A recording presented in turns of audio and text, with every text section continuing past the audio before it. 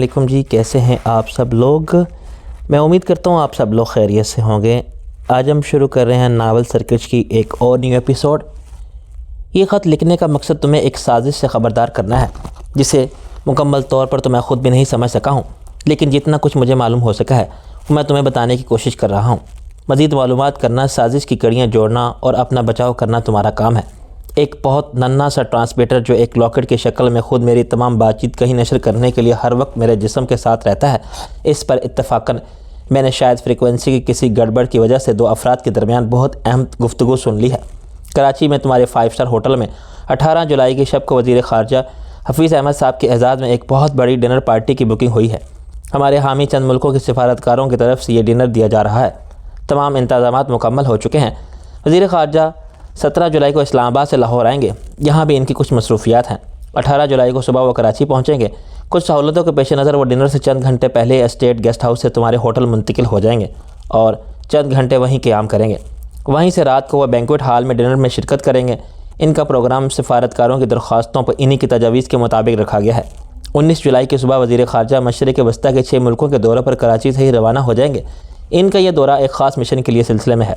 ان معاملات سے تو خیر تمہارا کوئی تعلق نہیں، یہ تو عالمی سیاست کی باتیں ہیں، لیکن اس حد تک تمہارا بہرحال تعلق ہے کہ تمہارے ہوٹل میں عین اس تقریب کے دوران حفیظ صاحب کو قتل کر دیا جائے گا۔ یہ ایک 8 پہلو سازش ہے۔ اس سے بیک وقت کئی مقاصد حاصل ہوں گے۔ ایک تو تمہیں کاروباری طور پر بہت بڑا دھچکا پہنچانا مقصود ہے۔ تمہارا ہوٹل نیا ہے، پہلی بار اسے ایک بہت بڑے اور اہم ڈپلومیٹک ڈنر کی بکنگ ملی ہے اور اسی کا انجام اتنا خراب ہو جائے گا۔ تم اندازہ کر سکتے ہو کسی ملک کے وزیر خارجہ کا قتل کوئی معمولی سا واقعہ نہیں ہوتا۔ تمہارا ہوٹل سرکاری طور پر تو بلیک لسٹ ہو ہی جائے گا، لیکن ساتھ ہی اسے اتنی منفی شہرت ملے گی کہ دیگر ممتاز لوگ بھی یہاں نجی تقریبات کے لیے تو کیا، ویسے بھی نشست برخاست کے لیے ادھر کا رخ کرنے سے گریز کریں گے۔ شاید اس منفی شہرت کو ہوا دینے کے انتظامات بھی کیے جائیں گے۔ ہوٹل کے مالک یا انتظامیہ کا تو ظاہر ہے اس سانحے میں کوئی قصور نہیں ہوگا، لیکن ذرائع ابلاغ کے ذریعے ہوٹل کی شہرت کو زیادہ سے زیادہ داغدار کرنے کے لیے شاید کچھ لوگوں کو رشوتیں بھی دی جائیں گی۔ صرف یہی نہیں، چونکہ ایسے سانحے کی تحقیقات اور تفتیش بہت اونچے پیمانے پر ہوگی اور ایسے حالات بھی پیدا کرنے کی کوشش کی جائے گی کہ تمہیں بھی تفتیش میں کھینچ لیا جائے گا، اور یہ بات تمہارے سارے ہی کاروباری معاملات کے لیے تباہ کن ثابت ہوگی۔ وزیر خارجہ کو قتل کرنے کا دوسرا بڑا مقصد ایک خاص ملک سے ہمارے تعلقات خراب کرنا ہے، اور اس سے بھی بڑا مقصد انہیں اس مشن پر جانے سے روکنا ہے جس کے لیے وہ مشرق وسطیٰ جا رہے ہیں۔ عین وقت پر اس مشن کا ملتوی ہو جانا بہت دور رس اثرات مرتب کرے گا۔ عالمی سطح پر کئی بڑی تبدیلیاں اور مسائل رونما ہوں گے۔ اگر تم اخبارات ذرا توجہ سے پڑھتے ہو تو تمہیں کچھ اندازہ ہوگا، اور جہاں تک مجھے اندازہ ہو چکا ہے کہ اس کے مطابق بھی میں اس خط میں آگے چل کر اپنا خیال ظاہر کرنے کی کوشش کروں گا، لیکن اسے تم محض اشارہ ہی سمجھنا۔ اصل میں کیا کچھ ہوگا یہ میں بھی صحیح طور پر نہیں جان سکا۔ میرا سیاسی علم بھی کچھ زیادہ نہیں ہے۔ تمہیں اندازہ ہی ہو گیا ہوگا کہ وزیر خارجہ کے قتل کی سازش کون لوگ کر رہے ہیں۔ مجھے ریڈ ڈاٹ کا باقاعدہ نام لینے کی تو ضرورت نہیں ہے، پھر بھی محض وضاحت کے لیے لکھ رہا ہوں۔ لیکن ان کے علاوہ اس میں سے ایک بہت بڑی ملٹی نیشنل کمپنی کو آرڈینیٹرز انٹرنیشنل کا نام بھی میں نے سنا ہے۔ یہ کمپنی بھی اس سازش میں اہم کردار ادا کر رہی ہے۔ ان 2 فریقوں کا آپس میں کیا تعلق ہے اس کا بھی مجھے کچھ اندازہ نہیں۔ ریڈ ڈاٹ کے کسی معاملے میں کوآرڈینیٹرز انٹرنیشنل کا نام میں نے پہلی بار سنا ہے، لیکن خیر میں کیا اور میری حیثیت ہی کیا، مجھے تو ریڈ ڈاٹ کے بارے میں کچھ بھی معلوم نہیں۔ یہ اتفاق تو شاید تمہاری ہی خوش قسمتی کا مرہون منت ہے کہ میں نے ٹرانسمیٹر پر یہ اہم گفتگو کافی حد تک سن لی تھی، اور یہ ایک ایسی زبان میں تھی جسے تم نہیں سمجھ سکتے، وہ کہ بظاہر بہت آسان تھی۔ میں یہ نہیں جان سکا تھا کہ وزیر خارجہ صاحب کو قتل کرنے کے لیے کیا طریقہ اختیار کیا جائے گا، لیکن اتنا اندازہ ضرور ہو گیا ہے کہ کوئی ایسا روایتی طریقہ کار نہیں ہوگا جس کے لیے سیکیورٹی والے پہلے سے تیار ہوتے ہیں یا تمام حفاظتی تدابیر اختیار کر چکے ہوتے ہیں۔ خط میں اس سے آگے بھی بہت کچھ لکھا ہوا تھا۔ جو میں پڑھتا گیا میرے لہو کی حرارت کچھ کم سی ہوتی گئی۔ خط ختم کرنے تک میں اٹھ کر بیٹھ چکا تھا۔ دیر تک میری نظریں ان باریک باریک لفظوں میں ہی الجھی رہیں۔ اس میں کوئی شک نہیں تھا کہ میں اپنے اعصاب کی تمام تر مضبوطی کے باوجود فی الحال پریشان سا ہو گیا تھا۔ بنیادی طور پر تو میں وہی ایک دیہاتی اور سیدھا سادہ سا آدمی تھا۔ وقت کے بہاؤ کے ساتھ ساتھ اتنا عروج مل گیا تھا، یہ اوپر والے کی شان تھی۔ کس طرح سب کچھ ہو گیا یہ میری خود بھی سمجھ میں نہیں آتا تھا۔ اب مجھے دنیا کو سمجھنے کا کچھ سلیقہ تو آ گیا تھا۔ اونچے حلقوں میں اٹھنے بیٹھنے کی وجہ سے عالمی سیاست کا بھی کچھ پتہ چل گیا تھا۔ بہت سے معاملات کی شدت بھی ہو گئی تھی، لیکن اس خوش فہمی میں میں کبھی مبتلا نہیں ہوا تھا کہ میں کوئی مدیر یا ماہر سیاستدان بن گیا ہوں۔ میں اپنی زندگی کو حتی الامکان سیدھی سادھی ہی رکھنا چاہتا تھا۔ اخبارات وغیرہ میں سب کچھ پڑھتا تھا، غیر ملکی رسائل اور اخبارات بھی دیکھتا تھا، وہاں کے حالات پہ سے آگاہ رہنے کی کوشش کرتا تھا، لیکن میرا مقصد زیادہ تر کاروباری ہوتا تھا۔ بڑا مسئلہ یہ بھی ہوتا تھا کہ کہیں کوئی سودا کر کے پھنس تو نہیں جائیں گے، کہیں سے مال منگوا کر یا کہیں مال بھیج کر روپیہ ڈوب تو نہیں جائے گا۔ بین الاقوامی سیاست تو کیا، کبھی ملکی سیاست میں بھی میں نے ڈائریکٹ یا انڈائریکٹ ٹانگ اڑانے کے کسی معاملے میں ملوث ہونے سے بھی کبھی تصور بھی نہیں کیا تھا، لیکن کبھی کبھی حالات انسان کو کسی معاملے میں بالکل اسی طرح دھکیل دیتے ہیں جو کسی ڈوبتے ہوئے شخص کو بچانے کے لیے سمندر میں کود پڑا تھا۔ وہ اس شخص کو بچا تو لایا تھا، لیکن یہ اچھے بغیر نہیں رہ سکے گا کہ دھکا کس نے دیا تھا۔ مجھے بھی کچھ آبدیدہ ہاتھ اس معاملے میں دھکا دے رہے تھے جس کا میں اپنے آپ کو اہل نہیں سمجھتا تھا۔ میں اس معاملے سے لاتعلق ہو کر یا اسے نظر انداز کر کے بھی چپ نہیں بیٹھ سکتا تھا، کیونکہ میرا ہوٹل میرے خوبصورت خوابوں کی میں سے ایک تھا۔ وہ میرے لیے ایک خوبصورت پھولدار اور پودے کی طرح تھا جس میں نے بڑی محنت سے سینچا تھا۔ ابھی تو اس میں پھول آنے شروع ہی ہوئے تھے، ابھی سے میں اس بدنامیوں کے خطرناک اسکینڈل کی دھوپ میں مرجھاتے نہیں دیکھ سکتا تھا۔ اس کے ساتھ ساتھ اگر میری ذات بھی کسی ایسے معاملے میں پھٹ سکتی ہے یا پھنس سکتی ہے جس کا میں کبھی تصور بھی نہیں کیا تھا، تو یہ تو میرے لیے اور زیادہ ناقابل برداشت بات تھی، جب میرا کوئی قصور ہی نہیں تھا اور میں اس قسم کی سزائیں برداشت کرنے کے لیے بھی تیار نہیں تھا۔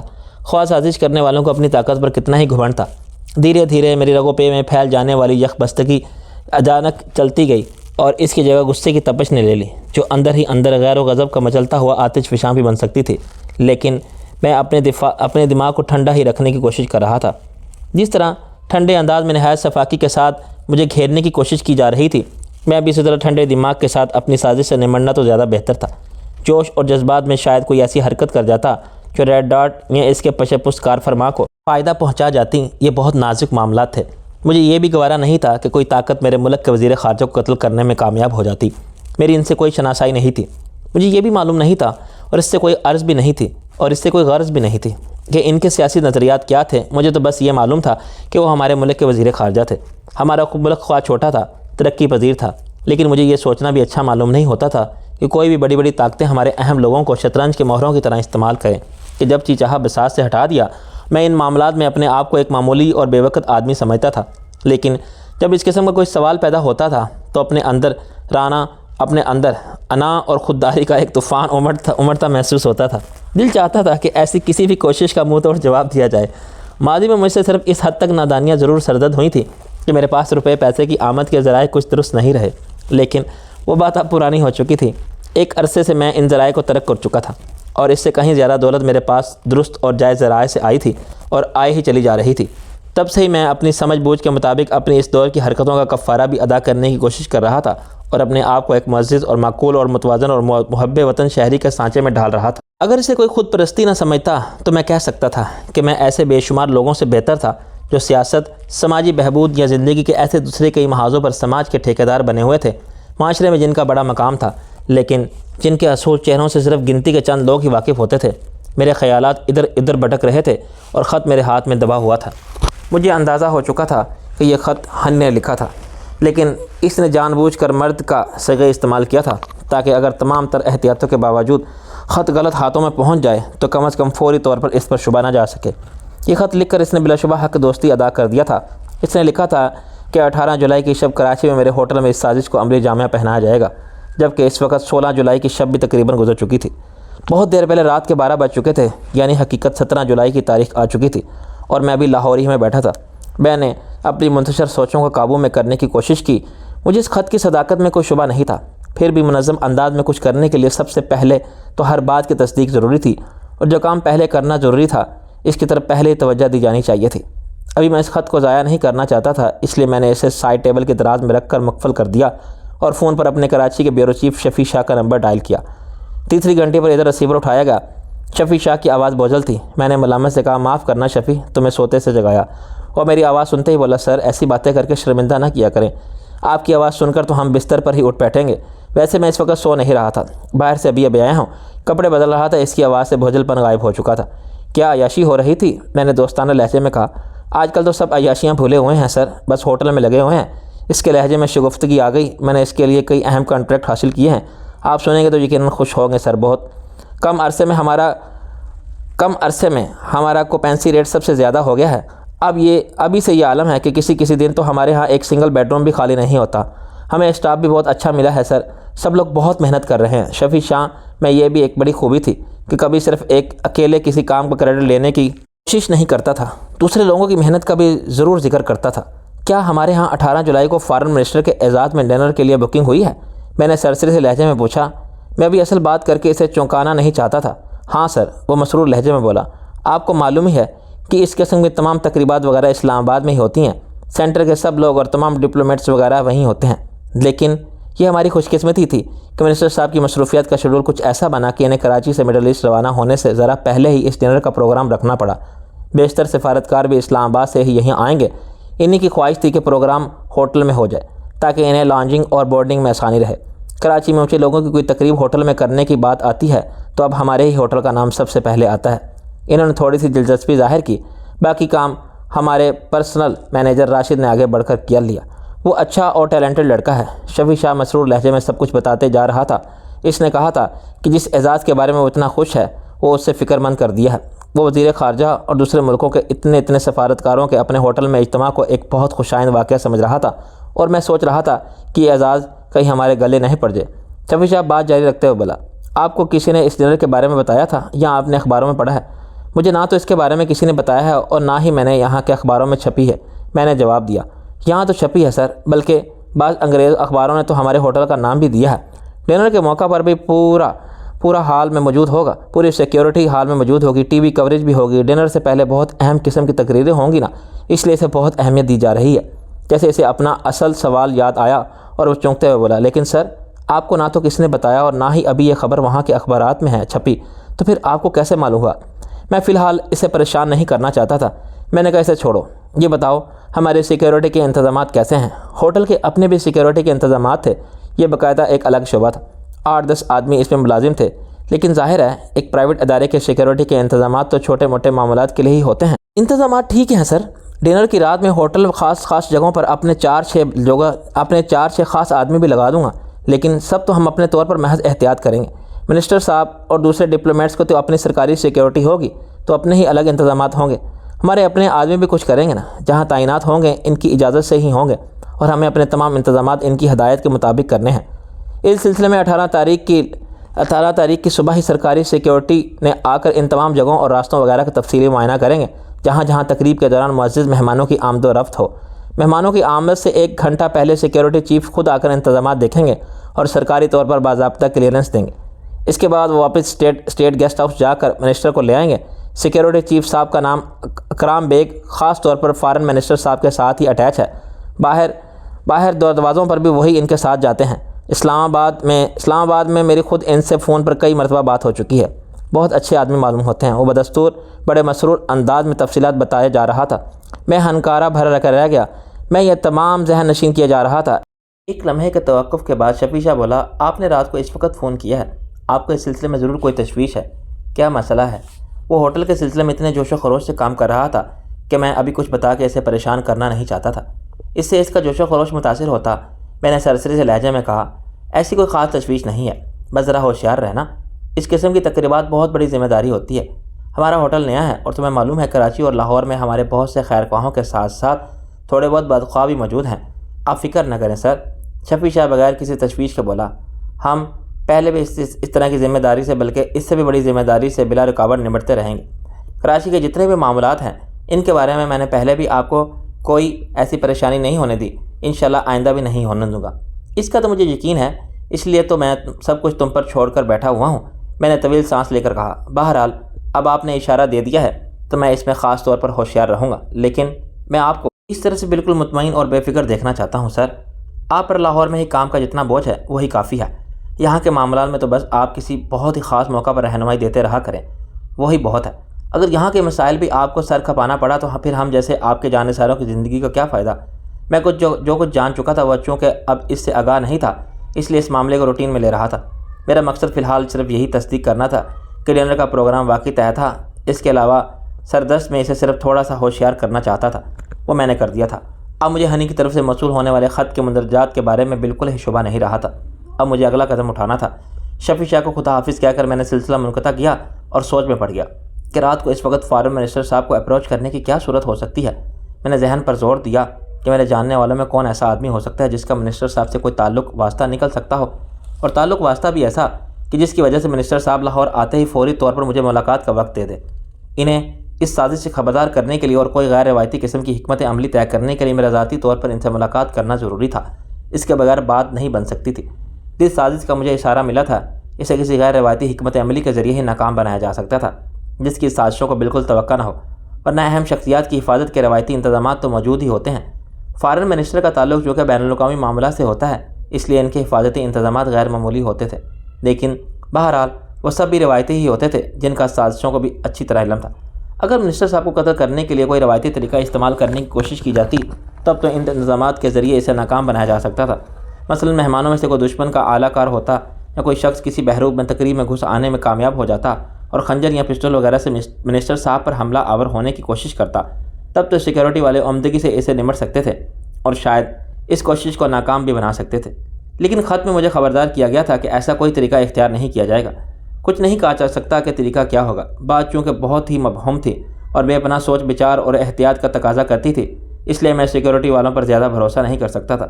وہ لوگ عموماً لکیر کے فقیر ہوتے۔ چند لمحے سوچنے کے بعد مجھے طارق نذیر صاحب کا خیال آیا۔ وہ ان دنوں چیمبرز آف کامرس کے صدر تھے اور بڑی جان پہچان والے آدمی تھے۔ وہ ان سے بھی جان پہچان رکھتے تھے جن سے انہیں کوئی کام نہیں ہوتا تھا اور نہ ہی آئندہ کبھی کوئی کام پڑنے کا امکان نظر آتا تھا۔ اس وقت رات کا 1:30 بج رہا تھا، لیکن مجھے معلوم تھا کہ طارق نذیر صاحب رات جگہ کرنے والے آدمی تھے۔ رات کے 1-2 بجے تک وہ ویسے ہی ان کی کوئی نہ کوئی مصروفیت چلتی رہتی تھی۔ اس کے بعد وہ خواب آور گولیاں کھاتے تھے اور بقول ان کے گولیاں کبھی کبھی اثر دکھا دیتی تھی تو 2-4 گھنٹے سو لیتا تھا، ورنہ اپنا گزارا تو زیادہ تر نیند کے بغیر ہی چل رہا تھا۔ تم دیکھ لینا، میرے جسم کی بظاہر اچھی خاصی نظر آنے والی یہ عمارت کسی روز اچانک کی دھڑام سے زمین بوس ہو جائے گی۔ تم سے باتیں کرتے کرتے تمہارا یہ خادم کسی روز ٹیس بول جائے گا۔ اس پر میں نے اسے ان سے اظہار ہمدردی کرنے کے بجائے کہا تھا، آمین، اللہ ایسی آسان مجھ سب کو نصیب۔ طارق صاحب خفا نہیں ہوئے تھے، سر کھجاتے ہوئے بولے، یار چودھری، تم ہر بات میں کوئی الٹا ہی نقطہ نکال لیتے ہو۔ طارق صاحب، الٹا نہیں، یہ تو سب سے سیدھا نقطہ ہے۔ مثبت پہلو تلاش کرنے کا اپنا اپنا انداز ہوتا ہے۔ کوئی ضروری ہے کہ آدمی مہینوں یا برسوں بستر پر ایڑیاں رگڑ رگڑ کر بہو بیٹیوں کی کڑکڑ سن کر مرے۔ یہ گفتگو یاد کرتے ہوئے میں نے ان کا نمبر ڈائل کیا۔ انہیں رات کے اس پہر فون کرنے میں کوئی حرج نہیں تھا۔ ان کے ملازم نے پہلے یہ تفتیش کی کہ صاحب نے ابھی سلیپنگ پلز تو نہیں کھائیں۔ جب یہ تصدیق ہو گئی کہ ابھی ان کے بیڈ روم سے سلیپنگ پلز کھانے کی خبر نشر نہیں ہوئی تو نوکر نے فون بیڈ روم میں ملا دیا۔ طارق صاحب چھوٹے ہی بولے، یار چودھری، تمہاری عمر لمبی ہے، میں ابھی تمہارے ہی بارے میں سوچ رہا تھا۔ میں کل ہی جاپان سے واپس آیا ہوں۔ میں تو دیکھ کر حیران رہ گیا تھا کہ جاپان جیسے ملک میں سوتے ساریوں کی زبردست مارکیٹ اچانک ہی پیدا ہو گئی ہے۔ ہمیں تو ایکسپورٹ پروموشن بیورو والوں تک کی نہیں بتایا۔ خیر، ان بیچاروں کو تو خود بھی معلوم نہیں ہوگا، اور ادھر انڈیا دھڑا دھڑ۔ طارق صاحب، میں نے ان کی بات کاٹتے ہوئے کہا، خدا کے لیے کم از کم بیڈ روم میں پہنچ کر تو کاروبار کو بھول جایا کریں۔ اگر یاد کرنا ہی ہے تو سوتی ساریوں کی بجائے ساری والیوں کو یاد کیا کریں۔ بلکہ آپ جیسے شادی شدہ انسان کا اخلاقی فریضہ تو یہ ہے کہ بیڈ روم پر پہنچنے کے بعد بیوی کے علاوہ کسی اور موضوع پر نہ سوچیں۔ برادرم، وہ آ بھر کے بولے، اب تو یہ موضوع بھی دوسروں کے بیڈ روم میں چلا گیا ہے۔ 2 سال سے الگ بیڈ روم میں سو رہے ہیں، اس لیے اب تو اس موضوع پر بھی سوچنے کی ضرورت نہیں رہی۔ پھر وہ پہلے سے بھی زیادہ ٹھنڈی سانس لے کر بولے، وہ تو یار بات صاف کہہ چکی ہے کہ اگر خاندان کی عزت و ناموس اور بچوں کی شرم نہ ہوتی تو وہ کم از کم 5 سال پہلے مجھ سے طلاق لے چکی ہوتی۔ تبھی مجھ سے ناراض ہے۔ بیٹا امریکہ میں جا کر بیٹھ گیا، واپس آنے کا نام نہیں لیتا۔ بیٹی سوئٹزرلینڈ میں پڑھ رہی ہے، مگر مجھے نہیں معلوم کیا پڑھ رہی ہے۔ چھٹیوں بھی گھر نہیں آتی۔ تو پھر آپ کس کے لیے اتنا کما رہے ہیں؟ میں نے پوچھا۔ معلوم نہیں، وہ سادگی سے بولے، مگر وہ اتنے سادہ نہیں تھے۔ زیادہ سادہ ہوتے تو شاید اتنے بڑے سیٹ نہ ہوتے۔ ایک لمحے کے توقف سے بولے، تمہاری تو ابھی شادی بھی نہیں ہوئی، تم کس کے لیے اتنا کما رہے ہو؟ معلوم نہیں، میں نے بھی انہیں کسی سادگی سے جواب دیا، شاید اپنے لیے، لیکن کم از کم اتنا تو ہے کہ مجھے سونے کے سلیپنگ پلز نہیں کھانی پڑتی۔ میری عمر کو پہنچو گے تو کھانے لگو گے۔ تمہاری عمر میں بھی نہیں کھاتا تھا، برخوردار۔ ان کا کمال یہ تھا کہ کبھی مجھے بھائی بنا لیتے تھے، کبھی برخوردار اور کبھی بزرگوار کے مرتبے فائز کر دیتے تھے۔ میں اصل موضوع کی طرف آنے کی سوچ رکھا تھا کہ انہوں نے خود ہی میری مشکل حل کر دی۔ بڑے مشفقانہ انداز میں بولے، ویسے رات کے تقریباً 2 بجے تم نے میری ذات پہ معاملات خریدنے کے لیے تو فون نہیں کیا ہوگا۔ یہ وقت تو کچھ اور ہی ہے، لیکن تم سے مجھے یہ امید نہیں ہے۔ طارق صاحب، میری یہ مجال کہاں، وہ اصل میں چھوٹا سا مسئلہ آن پڑا تھا۔ میں نے سوچا آپ سے پوچھ لوں کہ ان کے ملنے جلنے والوں میں کوئی ایسا آدمی ہے جو صبح وزیر صاحب کے ساتھ میری ملاقات کا انتظام کرا سکے۔ وزیر خارجہ صاحب سے؟ وہ تعجب سے بولے، سپر پاورز کو تمہارے کاروبار پر کوئی اعتراض ہو گیا ہے جو تم خارجہ صاحب سے سفارش کرانا چاہتے ہو؟ کسی بھی قسم کی سفارش وغیرہ کا سلسلہ نہیں ہے۔ میں ان سے احتجاجیہ لہجے میں جواب میں سنجیدگی سے کہا، پرائیویٹ سی بات ہے۔ ویسے تو خیر سفارش بھی خاصا پرائیویٹ معاملہ ہوتی ہے، تمہارا معاملہ کیا اس سے بھی زیادہ پرائیویٹ ہے؟ کسی کے شہزادی وغیرہ پر تو عاشق نہیں ہوگے؟ پھر وہ جواب کا اتنا انتظار کیے بغیر بولے، ویسے تو خیر انسان جس عورت پر عاشق ہو جائے وہ شہزادی ہی نظر آتی ہے، لیکن پھر بھی میں نے سوچا پوچھ لو تو بہتر ہے۔ طارق صاحب، زندگی میں پہلی بار آپ سے کام پڑا ہے، اور زندگی میں پہلی بار ہی میں ذرا زیادہ سنجیدہ ہوا ہوں تو آپ مذاق کرنے لگے ہیں۔ خدا کے لیے ذرا سنجیدگی سے میری بات کا جواب دیجیے، میں نے درخواست کی۔ یار جو آدمی سارا دن دفتر میں رونی صورت بنائے بیٹھا رہتا ہو، گھر آتا ہو تو گھر کی دیواریں بھی اسے سیدھے منہ بات نہ کرتی ہوں، ایسے آدمی کو کم از کم رات کے 2 بجے تو تھوڑا بہت مذاق کرنے کی اجازت ہونی چاہیے، خصوصاً جب کہ تمہارا سوال اتنا مزاحیہ ہے۔ طارق صاحب کے لہجے میں بہرحال بلا کی سنجیدگی تھی۔ دنیا کا دستور یہی تھا طارق صاحب، میں نے ٹھنڈی سانس لے کر کہا۔ کوئی سخت مشکل میں ہوتا ہے لیکن دنیا کو اس کا مسئلہ بڑا مزاحیہ نظر آتا ہے، دنیا اس پر ہنستی ہے۔ میرا خیال ہے آپ میری کوئی مدد نہیں کر سکتے۔ اچھا خدا حافظ۔ ٹھہرو ابھی فون بند مت کرنا، اور جلدی سے بولے، آخر تمہاری بات کا جواب دینا بھی تو میرا اخلاقی فرض ہے۔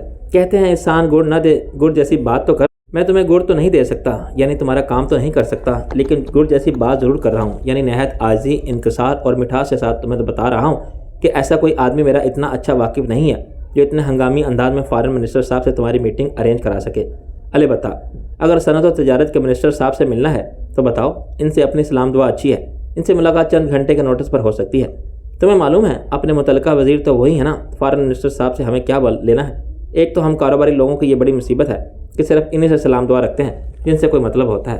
میں نے مستفسرانہ لہجے میں کہا، وزیر صنعت تجارت سے ملاقات کرنا ہوتی تو کسی نہ کسی حوالے سے تھوڑی بہت سلام دعا تو آپ کے اس خادم کی بھی نکل ہی آتی۔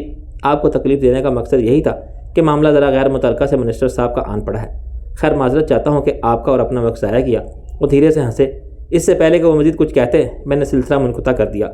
وقت کی ناموزن نیت کی پرواہ کیے بغیر میں نے شہر کی مزید 2-4 بڑی کاروباری شخصیتوں کو فون کیے اور اپنی درخواست دہرائی۔ سبھی نے معذرت کی، البتہ سبھی میری ملاقات وزیر صنعت و تجارت سے کرانے پر تلے ہوئے تھے۔ میں نے 2-4 ایسے دولت مندوں کو بھی فون کیے جو سیاست بھی منہ مارتے تھے۔ ان کی شناسائی صرف وزیر صنعت اور ہر زمانے کے ہر حکومت میں ہر محکمے کے وزیروں تک رہتی تھی۔ انہوں نے بتایا کہ کام تو کوئی مشکل نہیں تھا، لیکن اس کے لیے بہرحال وقت درکار تھا۔ انہیں فارن منسٹر کا شیڈول معلوم کرنا پڑے گا، پھر اس میں گنجائش دیکھ کر کہیں مجھے فٹ کرنا پڑے گا۔ اس سلسلے میں یقین سے کچھ نہیں کہا جا سکتا کہ ان سے میری ملاقات کب ممکن ہو سکے گی۔ ایسی غیر یقینی کوشش کا کوئی فائدہ نہیں تھا۔ بند کر کے ایک بار پھر نیم دراز ہو کر سوچنے لگا کہ مجھے کیا کرنا چاہیے۔ مسئلہ یہ تھا کہ میں اپنی کہانی لے کر سرکاری حکام کے پاس نہیں جانا چاہتا تھا، اس طرح میں لمبے چکروں میں پھنس جاتا جس کا میں متحمل نہیں ہو سکتا تھا۔ اس کے علاوہ مجھے کچھ تجربہ بھی تھا اور کچھ میرا دل بھی کہتا تھا کہ ایسے نازک اور پوشیدہ مسائل کو ہماری سرکاری مشینری مزید الجھا تو سکتی ہے، مزید خراب بھی کر سکتی ہے، لیکن ان کا کوئی حل نہیں نکال سکتی، کیونکہ مشینری بذات خود ان مسائل سے بھی زیادہ الجھی ہوئی تھی۔ پھر مجھے ستارہ کا خیال آیا۔ فلمی ستاروں اور خصوصاً خاتون فلمی ستاروں کے شناساؤں کے حلقے میں ہر طرح کے لوگ شامل ہوتے ہیں۔ میں نے سوچا اگر ستارہ ذہن پر زور دے تو شاید اس کے جاننے والوں میں کوئی ایسی شخصیت نکل آئے جو منسٹر صاحب سے میری نجی ملاقات کا ذریعہ بن سکے۔ ایک مرتبہ پھر فون کی طرف ہاتھ بڑھانے سے پہلے مجھے کچھ شرم سی بھی آ رہی تھی اور میں نے دل ہی دل میں اپنے آپ سے کہا، واہ میاں عبدل چودھری، شہر کے بڑے معزز آدمی، بہت بڑی کاروباری شخصیت، گروپ آف کمپنیز کا مالک، بہت بڑا حلقہ احباب رکھنے والے، اور اپنے تئیں بڑے پھنے خواہ بننے پھرتے ہو، لیکن عالم یہ ہے کہ اگر ہنگامی طور پر ایک مرکزی وزیر سے اس کی بھلائی کی خاطر ملاقات کی ضرورت آن پڑے تو اس کے لیے وسیلے تلاش کرتے پھرتے ہو، خواتین دوستوں تک کی زحمت دینے کی سوچتے ہو، کیا فائدہ تمہاری اس شان و شوکت کا؟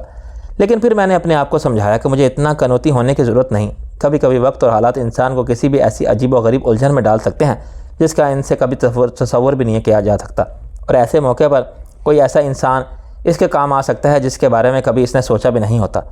میں ستارہ کو فون کرنے جا ہی رہا تھا کہ اس سے پہلے مجھے طاہرہ خانم کا خیال آ گیا۔ میں نے سوچا اب خواتین دوستوں سے رجوع کرنے کی نوبت آ ہی گئی ہے تو پہلے طاہرہ خانم کو بھی پوچھ لیا جائے۔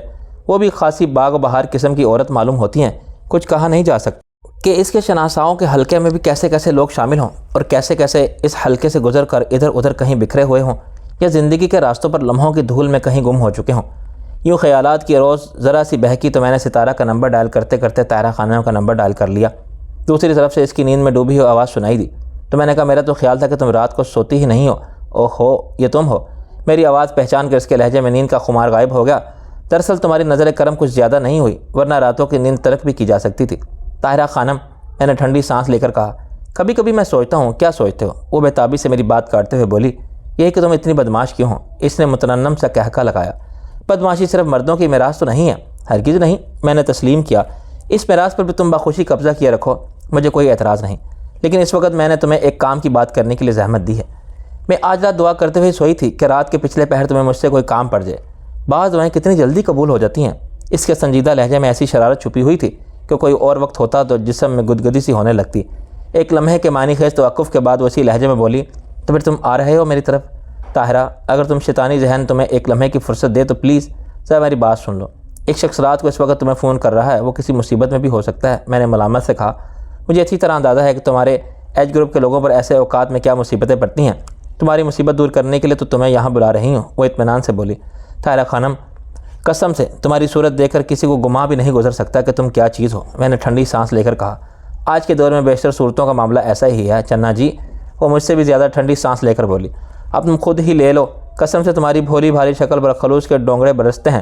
جس کی طرف سے ذرا محبت سے دیکھتے ہو اسے یقین ہونے لگتا ہے کہ تم سے زیادہ مخلص آدمی دنیا میں کوئی ہے ہی نہیں، مگر تم ہو کیسے پکے مطلبی، کبھی مطلب کے بغیر بھی فون کر لیا کرو۔ میں سمجھتا تھا کہ تمہیں وہ فون سننے کی عادت ہی نہیں رہی جن کا کوئی خاص مطلب ہی نہ ہو۔ میں نے کہا، چلو خیر، بیکار باتوں کو جانے دو۔ اس کا لہجہ اب بھی وہی تھا، لیکن اندر ہی اندر وہ گویا سنجیدہ ہو گئی تھی۔ کہو کیا بات ہے، مجھ جیسی بیکار عورت سے تمہیں کیا کام آن پڑا؟ میں نے موقع غنیمت جانتے ہوئے فوراً اپنا مدعا بیان کر ڈالا۔ اس سے قبل بھی میں نے جتنے لوگوں سے یہ درخواست کی تھی کہ انہوں نے پہلے حیرت ہی کا اظہار کیا کہ یہ بیٹھے بیٹھے اچانک مجھے وزیر خارجہ سے ملنے کی کیا ضرورت پیش آ گئی تھی۔ سبھی نے ہلکی پھلکی چھیڑ چھاڑ بھی کی تھی۔ طاہرہ خانم کا بھی پہلا رد عمل وہی رہا، بزنس تو شاید بہت کر لیا، کہ اب عالمی سیاست میں ٹانگ اڑانے کا ارادہ ہے؟ جو وزیر خارجہ صاحب سے راہ و رسم بڑھانے کی چل دیے؟ اس نے ہلکی سی ہنسی کے ساتھ پوچھنا۔ نہیں، میں نے کراہ کر کہا، تم عالمی سیاست کی بات کر رہی ہو، میں نے تو کبھی ملکی سیاست میں بھی ٹانگ نہیں اڑائی۔ مجھے اپنی ٹانگ عزیز ہے، میں ابھی اسے توڑوانا نہیں چاہتا۔ بات کچھ اور ہے، لیکن بہت اہم ہے، میرے لیے بھی اور وزیر خارجہ کے لیے بھی۔ اگر ان کے لیے بھی اہم ہے تو ڈائریکٹ انہیں فون کر لو، طاہرہ خانم نے مشورہ دیا۔ اس وقت وہ اسلام آباد میں ہیں، آج صبح 10 بجے کے قریب لاہور پہنچیں گے، مگر اسلام آباد یا جہاں انہیں فون کرنے کی کوشش بھی کروں تو مجھے معلوم ہے کہ ان کا اسٹاف مجھے ٹال دے گا۔ بات کچھ ایسی ہے کہ فون پر نہیں کی جا سکتی، اور پوری بات سنے بغیر وہ قائل نہیں ہوں گے، بلکہ قائل تو شاید وہ پوری بات سن کر بھی نہ ہوں، لیکن میرا کوشش کرنا اشد ضروری ہے۔ میرے پاس زیادہ مہلت نہیں ہے، ورنہ میں ملاقات تو بہرحال کر ہی لیتا۔ ہو طاہرہ خانم نے ہنکارا بھرا۔ وہ یقیناً ذہن پر زور دے رہی تھی، پھر یکدم جیسے اسے یاد آیا، بھائی کمال ہو گیا، بالکل سامنے کا آدمی ہے، لیکن میرے ذہن میں اس کا نام ہی نہیں آ رہا تھا۔ برسوں سے اس سے ملاقات نہیں ہوئی نا، وہ ہمارا دور پا کا رشتہ دار ہی ہے، نذیر خان اس کا نام ہے، لیکن نوجوانی میں ہم اسے نذیر پہلوان کہا کرتے تھے، کیونکہ اسے پہلوانی کا اور باڈی بلڈنگ وغیرہ کا بہت شوق ہوا کرتا تھا۔ مجھ پر عاشق تھا اس زمانے میں بھی، اور تم، میں نے ایک لمحے کے لیے اصل موضوع تبدیل کی۔ میں نے کبھی اسے لفٹ نہیں کرائی تھی، ویسے تو گپ شپ تھی، ہنسی مذاق تھا، آخر رشتہ دار تھا نا، لیکن میں نے اسے عشق کا جواب کبھی عشق سے دینے کی کوشش نہیں کی۔ وہ روانی سے بولی، کیوں، کیا شکل کا برا تھا؟ میں نے کریدا، نہیں، فقرا تھا بالکل، ایک نمبر کا کنگلا، اس نے اطمینان سے جواب دیا۔ عمر بھی مجھ سے بہت بڑا تھا، شادی شدہ تھا، بڑے بڑے بچے تھے اس کے، سرکاری نوکری کرتا تھا، معلوم نہیں کون سا ڈپارٹمنٹ تھا اس کا، مگر شاید رشوت نہیں کھاتا تھا، یا شاید اس کی نوکری میں رشوت کی گنجائش ہی نہیں تھی، معلوم نہیں کیا چکر تھا۔ ایک چھوٹے سے سرکاری کوارٹر میں اپنی جھگڑالو بیوی کے ساتھ رہتا تھا، اور مجھے لمبے لمبے خط لکھتا کرتا تھا، جس میں ساحر لدھیانوی کے آدھے دیوان نقل کیا کرتا تھا۔ اب میں پاگل تو نہیں تھی، نہ کہ ایک آدمی جو عمر میں مجھ سے اتنا بڑا ہو، اس کے اتنے بڑے بڑے بچے ہوں، اوپر سے غریب بھی ہوں، اور میں اس کے عشق کا جواب عشق سے دوں؟ مجھے کیا پاگل کتے نے کاٹا؟ چلو انسان اور چاہے کچھ بھی ہو، کم از کم غریب تو نہ ہو۔ میں نے تو نوجوانی سے ہی اصول بنا لیا تھا کہ کانے لنگڑے لولے بڈھے سے شادی کر لوں گی، لیکن غریب سے نہیں کروں گی۔ وہ صفاقی کی حد تک صاف گو تھی۔ نوجوانی میں اتنی شاطر کیسے ہو گئی تھی؟ میں پوچھے بغیر رہ نہ سکا، شاید میں پیدائشی چلاک تھی۔ وہ اطمینان سے بولی، تمہاری داستان حیات یقیناً کافی واحیات قسم کی ہوگی، کبھی فرصت میں سنوں گا۔ اس وقت تو نذیر پہلوان کی بات ہو رہی تھی۔ اگر وہ اتنا غریب تھا تو اس کی فارن منسٹر صاحب سے جان پہچان کہاں سے نکل آئی؟ کہیں بعد میں وہ سیاست میں حصہ لے کر دولت مند تو نہیں بن گیا؟ کوئی منسٹری وغیرہ تو حصے میں نہیں آ گئی تھی اس کے؟ نہیں، ایسی کوئی بات نہیں ہے، وہ ہلکی سی ہنسی کے ساتھ بولی۔ دراصل وہ بعد میں حفیظ احمد صاحب کا خصوصی سیکیورٹی گارڈ لگ گیا تھا۔ حفیظ احمد صاحب اس وقت وزیر خارجہ نہیں تھے، وہ شاید امور خارجہ کی وزارت میں انڈر سیکرٹری تھے، مجھے کچھ صحیح طرح معلوم نہیں۔ بہرحال اس زمانے میں کچھ لوگ ان کے قبضے میں موجود ایک فائل حاصل کرنے کے لیے انہیں اغوا کرنا چاہتے تھے، لیکن حفیظ صاحب عین وقت پر نہ جانے کہاں غائب ہو گئے۔ ان کا ٹھکانہ معلوم کرنے کے لیے ان لوگوں نے نذیر پہلوان، میرا مطلب ہے نذیر خان کو اغوا کر لیا تھا۔ ان پر بہت تشدد کیا تھا، جس میں اس کا ایک ہاتھ بھی ضائع ہو گیا تھا، لیکن اس نے حفیظ صاحب کا پتہ نہیں بتایا تھا۔ تب سے آج تک حفیظ صاحب اس کی بہت عزت کرتے ہیں، اس کی کوئی بات نہیں ٹالتے۔ چلو شکر ہے ہمارے کسی منسٹر میں اتنی واضح داری تو ہے۔ میں نے کہا، تو اب یہ نذیر خان کیا کرتا ہے، کہاں پایا جاتا ہے؟ سیکیورٹی کے کام کے قابل نہیں رہا، بلکہ دایاں ہاتھ آدھی کلائی تک ضائع ہو جانے کی وجہ سے اس کے لیے ہر کام ہی دشوار ہو گیا تھا، لیکن حفیظ صاحب نے ہی بہرحال اسے حکومت سے کافی رقم بھی دلوائی تھی، اور بعد میں کسی پرائیویٹ کمپنی کے آفس میں ایز اے مینیجر بھی رکھوا دیا تھا۔ بس کچھ اسی قسم کی باتیں تھیں، مجھے کچھ زیادہ صحیح طرح تفصیلات یاد نہیں۔ بہرحال تم ملو گے تو خود ہی پوچھ لینا۔ اب اس کے حالات خاصے بہتر ہیں، وہ سمن آباد میں ایک چھوٹی سی کوٹھی میں رہتا ہے، میں ابھی اس کا ایڈریس تلاش کر کے تمہیں دیتی ہوں۔ میں نے سنا ہے حفیظ صاحب وزیر خارجہ بننے کے بعد میں نذیر خان کی بہت عزت کرتے ہیں، وہ جس وقت چاہے انہیں فون کر سکتا ہے، حفیظ صاحب اس کی کوئی بات نہیں ٹالتے اور وہ میری کوئی بات نہیں ٹال سکتا، تو میرے حوالے سے جا کر اس سے مل لو، میں اسے فون بھی کروں گی۔ اچھا شریف آدمی ہے، اس کی قسمت اچھی تھی جو مجھ جیسی عورت کے پلے نہیں پڑا۔ مجھے یقین ہے کہ وہ منسٹر صاحب سے تمہاری کسی بھی وقت کی ملاقات طے کرا دے گا، بس پھر تو مسئلہ حل ہی ہو گیا۔ میں نے سکون کی سانس لے کر کہا، اتنی سی تو بات تھی، مجھے ایسے ہی کسی آدمی کی تلاش تھی، دیکھا کس طرح چٹکی بجاتے ہیں، تمہارا مسئلہ حل کر دیا۔ مجھے ایسا کھوٹا سکہ بھی کبھی کام آ جاتا ہے، مجھے زندگی کے راستے پر بے پرواہی سے کہیں ادھر ادھر نہ پھینک دینا، ہرگز نہیں۔ میں تو تمہیں طلائی اشرفی سمجھ کر سب سے اوپر والی جیب میں سنبھال کر رکھوں گا۔ میں نے محبت سے کہا، تم ذرا نذیر خان کا ایڈریس اور فون نمبر وغیرہ مجھے بتاؤ۔ اس نے کچھ دیر مجھے ہولڈ کرایا اور نہ جانے کہاں سے وہ ایڈریس وغیرہ تلاش کر کے مجھے لکھانے کے بعد بولی، کہیں اس وقت اس کے گھر نہ چل دینا، میری بات اور ہے، لیکن یہ کسی شریف آدمی کا گھر جانے کا وقت نہیں ہے، نہیں، میں کم از کم صبح کا اجالا نمودار ہونے کا انتظار تو کروں گا۔ میں نے ایسے تسلی دی، اب میں تمہارا رسمی شکریہ تو ادا کروں گا نہیں، شکریہ ادا کرنے کے لیے مجھے تمہارے گھر ہی آنا پڑے گا۔ یقیناً تمہارے رسمی شکریہ کی تو کوئی ضرورت بھی نہیں۔ ویسے بائی دا وے، اس وقت میری نیند خراب کرنے کے بعد اب تم کیا کرو گے؟ میں 2-3 گھنٹے نیند لے لوں گا، میں نے اطمینان سے جواب دیا۔ نذیر خان سے ملاقات کے لیے جاتے وقت میرا ذہن ذرا تازہ ہوتا تو اچھا ہے، بڑے ہی کمینے اور خود غرض انسان ہو تم، وہ مصنوعی خفگی سے بولی۔ تعریف کا شکریہ، میں نے کہا، اور شب بخیر، بلکہ اب تو شب بھی بیچاری تقریباً گزر چکی ہے، اس لیے صبح خیر۔ سلسلہ منقطع کر کے میں اپنے آپ کو قدرے مطمئن محسوس کرتے ہوئے کروٹ بدل کر سونے کی کوشش کرنے لگا۔ طاہرہ خانم سے شناسائی میرے لیے فائدہ مند ہی ثابت ہوئی تھی، وہ عورت جیسی بھی تھی مگر اندر سے اچھی تھی، کم از کم کھری تو تھی نا۔ الاصباح اٹھ کر میں نے نذیر خان کے گھر فون کیا، کسی عورت نے رسیو کیا اور بتایا کہ خان صاحب نماز پڑھ رہے ہیں۔ اس نے میرا نمبر لے لیا کہ چند منٹ بعد خان صاحب خود مجھے فون کر لیں گے۔ نذیر خان نماز پڑھ رہا تھا، میں نے سوچا آدمی ٹھیک ہی معلوم ہوتا ہے، اس سے کھل کر بات کر لینے میں شاید کچھ حرج نہ ہو۔ چند منٹ بعد اس کا فون آ گیا، میں نے اپنا تعارف کرایا تو وہ غائبانہ طور پر مجھ سے واقف ہی نکل آیا۔ وہ جس کمپنی کے ایک برانچ کا جنرل مینیجر تھا، اس سے ہماری کس کمپنی کا کچھ لین دین تھا۔ میں نے طاہرہ خانم کا حوالہ دیا تو وہ بولا، آپ اس کا حوالہ دینے کی ضرورت نہیں چودھری صاحب، بہرحال میرے بارے میں اگر اس نے آپ کو بتایا ہے تو پھر آپ مجھے اپنا دوہرا خادم سمجھے، فرمائیے میں آپ کی کیا خدمت کر سکتا ہوں؟ میں نے اسے بتایا کہ میں فوری طور پر اس سے ملنا چاہتا ہوں، اس کے مزاج میں اتنا انکسار تھا کہ فوراً بدلا۔ یہ تو میرے لیے اعزاز ہوگا چودھری صاحب، میں ابھی حاضر ہو جاتا ہوں، آپ اپنا ایڈریس مجھے بتائیے۔ نہیں، میں خود ہی آ رہا ہوں، میں نے کہا، مجھے اچھا معلوم نہیں ہوا کہ اس کے انکسار سے فائدہ اٹھاؤں، کام اس سے مجھے تھا، بہتر یہی تھا کہ میں اس کے گھر چلا جاتا ہوں۔ اس نے بہت کہا کہ مجھے اس کے غریب خانے پر آنے کی زحمت کی کیا ضرورت ہے، میں جہاں حکم کروں وہ حاضر ہو جائے گا، لیکن میں نے اس کی یہ بات نہیں مانی۔ میں جب اس کا ایڈریس تلاش کرتا ہوا سمنا آباد کی ایک گلی میں اس کی چھوٹی سی کوٹھی تک پہنچا تو وہ گیٹ کھولتے باہر میرے انتظار میں کھڑا تھا۔ وہ ایک قدآور اور سرخ و سفید آدمی تھا، آدھے سے زیادہ بیل سفید تھے، 50-55 کے پیٹے میں تھا۔ معمولی سی سفید شلوار قمیض میں وہ ایک عام سیدھا سادہ دکاندار ٹائپ سا آدمی معلوم ہوتا تھا، لیکن اس کے چہرے پر طمانینت کی چمک وہ ان لوگوں میں سے معلوم ہوتا تھا جو زندگی سے بہرحال مطمئن رہتے تھے، کبھی شکوہ نہیں کرتے تھے، اس لیے سکھ کی زندگی گزارتے تھے۔ ایسے لوگوں کی تعداد دنیا میں دن بدن گھٹتی جا رہی تھی۔ اسے دیکھ کر کسی کو گمان تک نہیں گزر سکتا تھا کہ ملک کے وزیر خارجہ سے اس کی ایسی قریبی شناسائی ہوگی کہ وہ اس کی کوئی بات ٹالتے نہیں ہوں گے۔ اس کا ایک ہاتھ یقیناً مصنوعی تھا، اس پر دستانہ چڑھا ہوا تھا۔ میں گاڑی سے اترا تو اس نے السلام علیکم جی آیانو کہتے ہوئے بہت گرم جوشی سے میرا استقبال کیا۔ جو انکسار میں نے فون پر اس کے لہجے میں محسوس کیا تھا وہ اس کے رویے میں بھی موجود تھا۔ وہ مجھے سیدھا ڈرائنگ روم سے ملحق اپنے ڈرائنگ روم میں لے گیا، جہاں گھریلو لباس میں ایک نہایت خوبصورت لڑکی ڈائننگ ٹیبل پر ناشتے کے لیے برتن لگوا رہی تھی۔ ایک نوکر اس کی مدد کر رہا تھا۔ پہلی نظر میں تو اس لڑکی پر غیر ملکی ہونے کا گمان گزرتا تھا۔ اس کے بال سنہرے اور آنکھیں نیلی تھی، رنگت سفید فاموں کی طرح سرخ و سفید تھی۔ لگتا تھا ناشتے کے لیے کوئی خصوصی اہتمام ہو رہا ہے۔ نذیر خان سے طے یہ پایا تھا کہ میں ناشتہ اس کے ساتھ کروں گا۔ کمرے میں میرے داخل ہوتے ہی اس لڑکی نے مجھے سلام کیا۔ اس کی عمر 30 کے قریب ہوگی۔ وہ ذرا فرہبی مائل تھی، لڑکی کیا گھریلو سی عورت ہی معلوم ہوتی تھی۔ سلام کرتے ہی وہ دوپٹہ سر پر ٹھیک کرتے ہوئے فوراً کچن میں چلی گئی۔ اس کی عدم موجودگی میں نذیر خان اس کا تعارف کراتے ہوئے بولا، یہ شکیلہ تھی۔